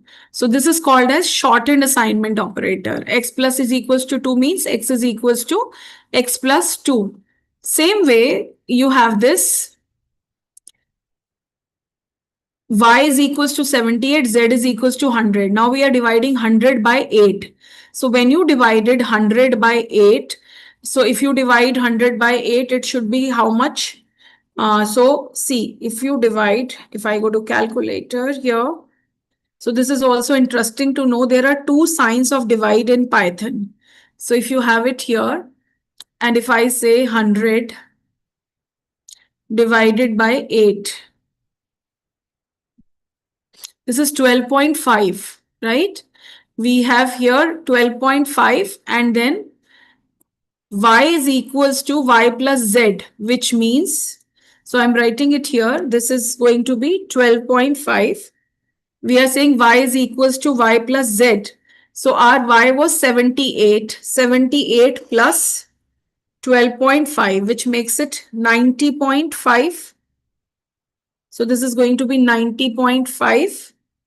So you see this output, this was 90.5 coming and z as 12.5. Now I'm doing something more. So I'm writing here z r x is 7. So I'm writing here z is equals to, or maybe p is equals to x divide by 2, and I'm writing q is equals to x double divide by 2, and then I'm writing print p comma q. Now let's see what the output comes. So, okay, let me print on different lines, otherwise you'll get confused with the output.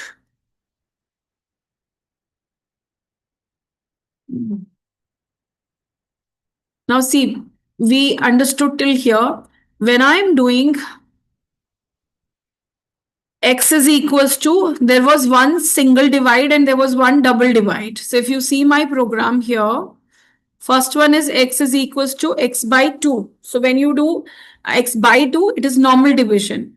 And then when you do x double divide by 2, this is answer in integer and the answer is rounded off to the smallest integer. So this is 3, not 4, this will be 3, not 3.5. So this is rounded off to smallest integer. So you have to understand the difference between single divide and double divide also. So please take care of that as well. So these are the different kind of use cases which are being given here. Just give me 1 minute.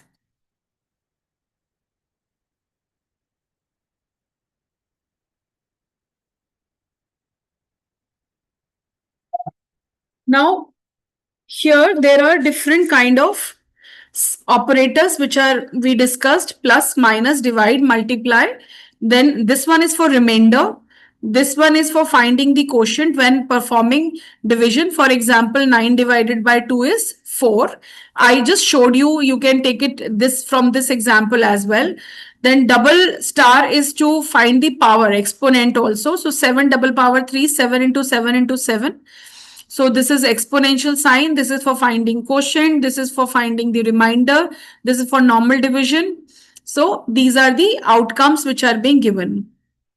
And you can see these examples. This kind of operators are relational operators. They are also known as comparative operators. Less than equals to, equals to, equals to, greater than equals to. So these are all relational operators. And we know that we use them for comparison. For example, if a person, any person having age greater than equals to 18 is eligible for voting. So then if we are checking person's age, we will use the sign greater than equals to. And then you have these logical operators and, or, and not. So when you have to combine two statements, for example, if I was to, so I'll remove all of this quickly and I'm writing here, let's say x is equals to int, and then we are saying input, and then I'm saying enter age. So we are having these parameters. Now I'm saying if x is greater than equals to 18, I'm putting a colon here after my condition. Then I'm saying print eligible to vote. And then I'm saying else print not eligible to vote.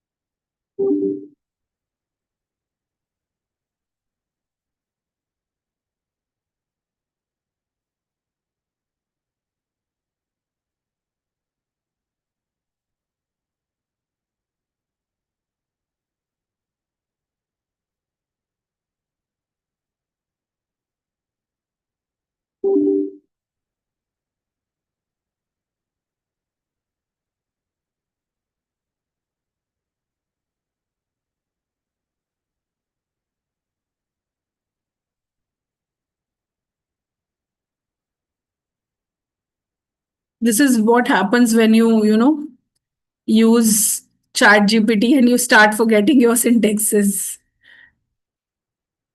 I am sure again there is some error because the more I'm using ChatGPT, I'm forgetting on my syntaxes.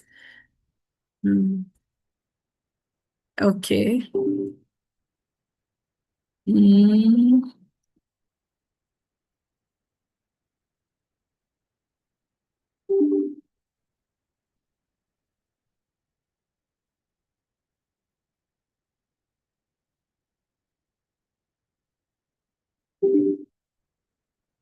Yeah, I did it first, correct. Yeah. Okay.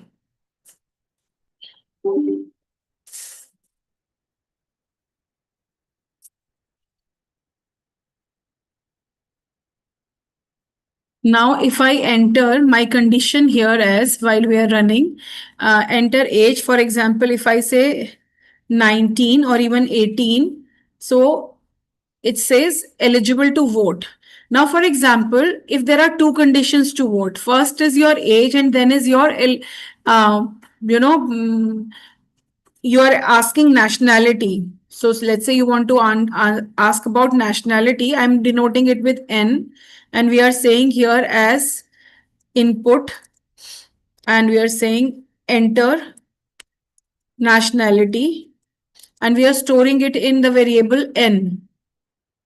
Now here I'm saying if x is greater than equals to 18 and N is equals to Indian, then maybe person is eligible to vote. So I have two conditions here instead of one condition. Now if, so I have taken value of x is greater than this and N is input nationality equals to, because we are matching, not assigning.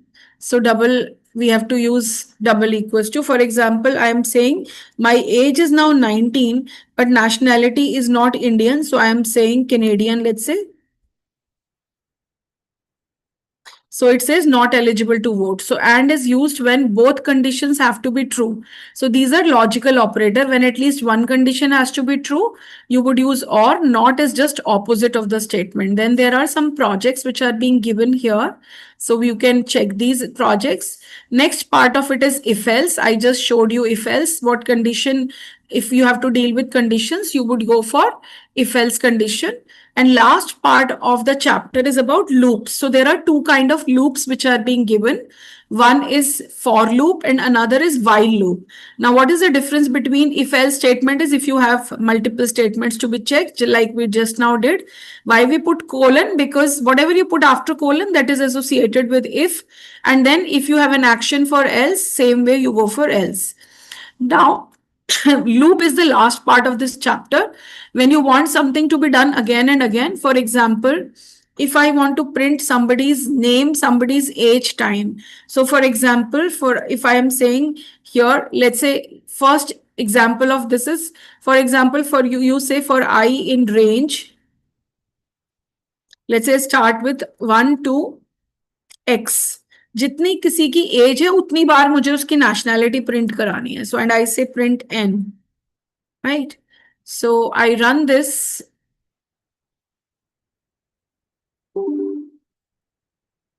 I have missed the bracket.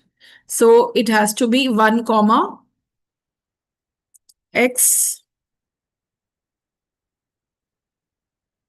So I rightly mentioned that the more we are using code generators by AI, you start to forget the syntax. So I will put my age as 10, my nationality as C. Definitely I'm not eligible to vote, but C is printed 10 times. So here, for is a loop which performs, which iterate the code what is written inside number of times. And here X, for example, here we have written X and X was 10. Now see the output here, how many times it has printed?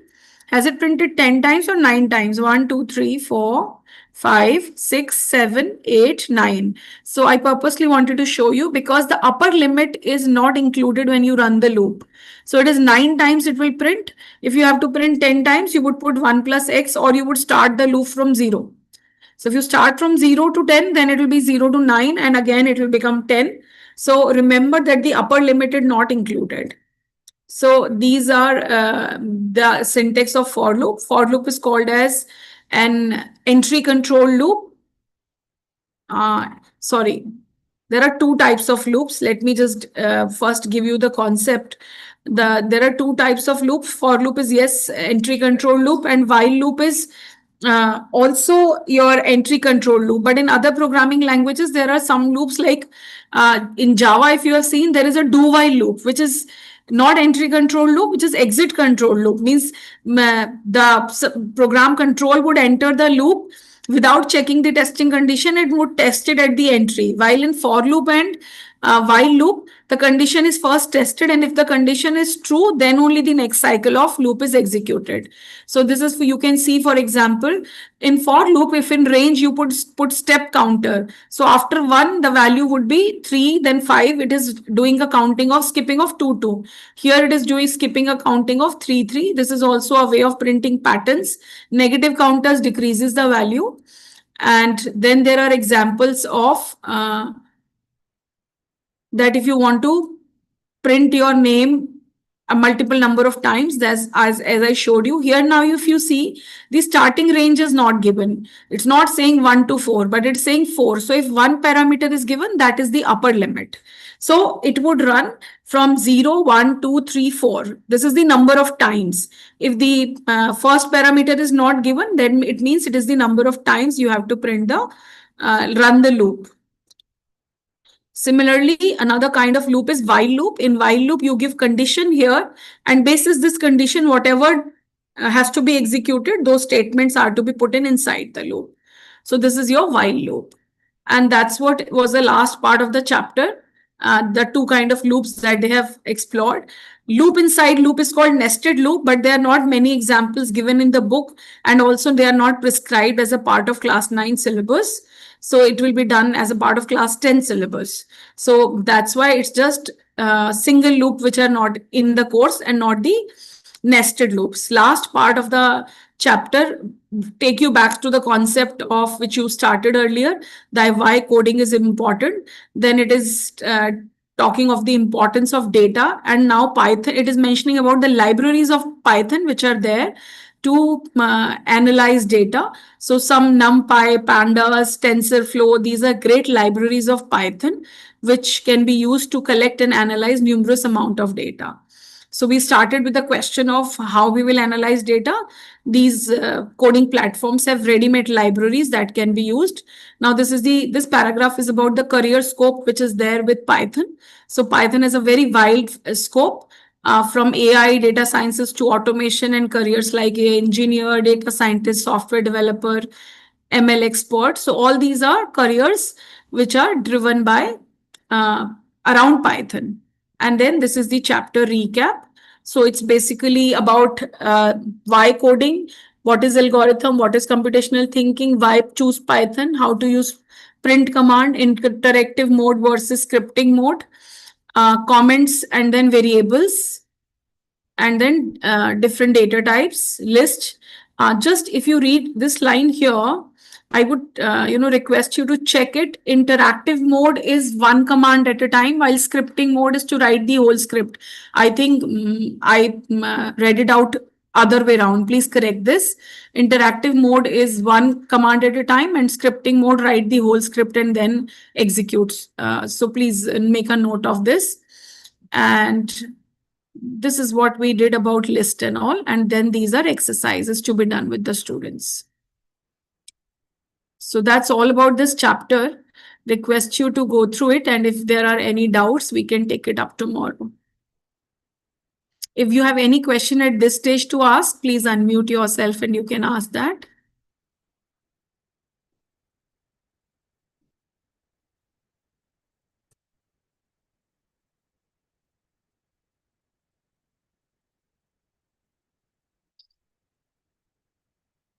So yesterday we were doing about generative AI. Now, with so much of use of Gen AI to write code also, this is the disadvantage that if you very often use it, you tend to miss on the syntax part. This is where we as teachers have to strike balance to tell children that until unless there are exam pattern changes in India, because I teach Cambridge and there they allow children to use these tools. But in CBSE or ICSE, still till the time they don't change assessment pattern, it is very important to learn syntax also, which I realize that if you don't use it for a while, you tend to mix syntaxes.